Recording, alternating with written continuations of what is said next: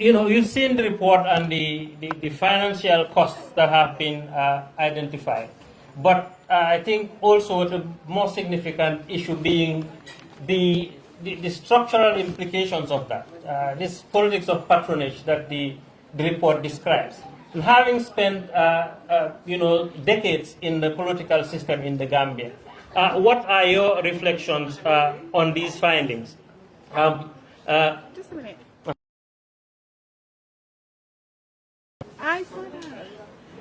I put name tags here. Did somebody take them? I think so. Okay. Thank you.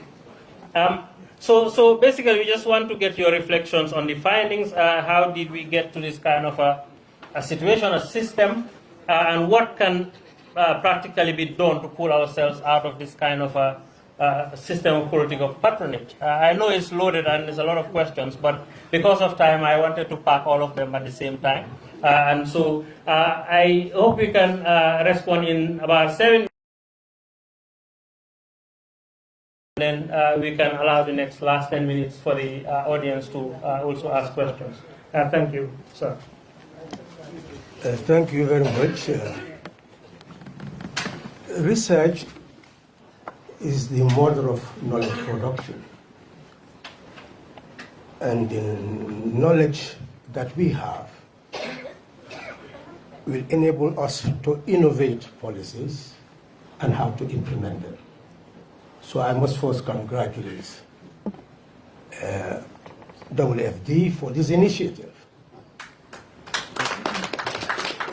We need to become a research-based country if we are to move forward.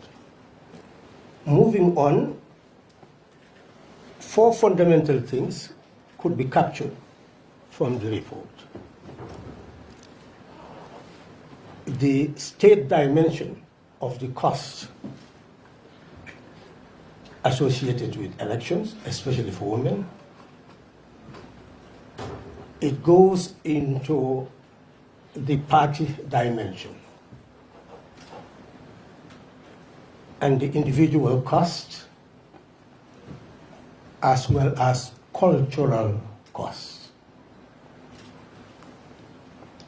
And the cultural does move to another dimension which is fundamental in the report, and that is the emotional cost. It does give perspective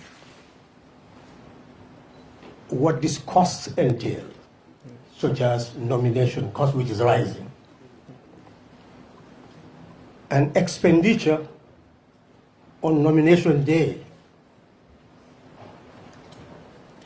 But let me start from there, that what the report has not captured is that everything you mentioned is illegal.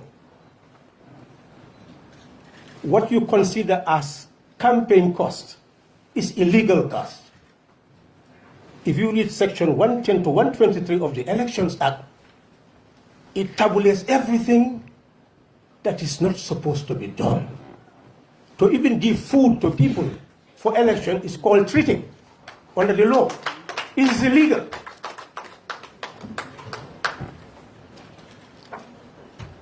So essentially, it's that illegality that did not start, and I don't like hearing that 2017, that type of government disappeared and then we are now moving towards democracy. That's a misconception.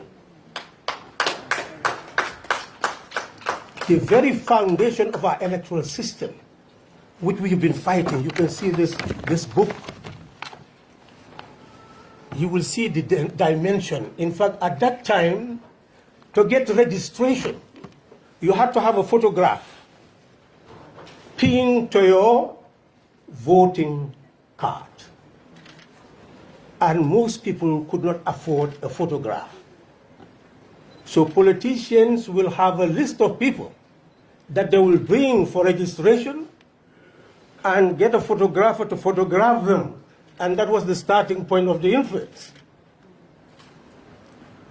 So what are we seeing? That election is no longer a service and a right.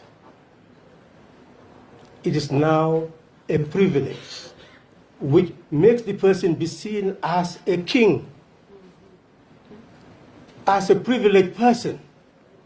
That's how election was seen, is electing a monarch, a king.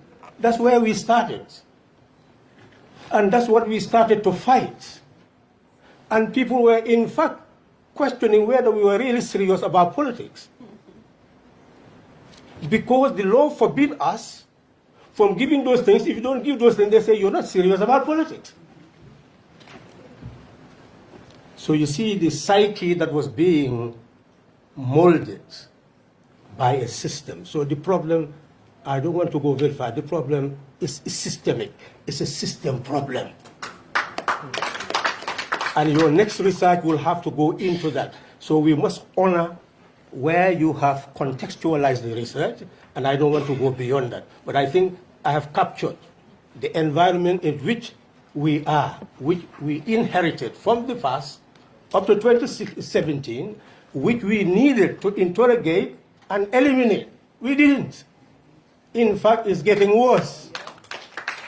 Because if you look at the campaign contribution, immediately when the coalition won, we approached the National Assembly that the deposits, which were then 500,000 for presidential candidate, 50,000 for a National Assembly member, 10,000 for a councillor, we said that we will abrogate it by amending the Election Act. We went to Parliament and amended the Election Act and reduced it back to 10,000 for presidential candidate, 5,000 for National Assembly member, and 1,200 and something for councillors.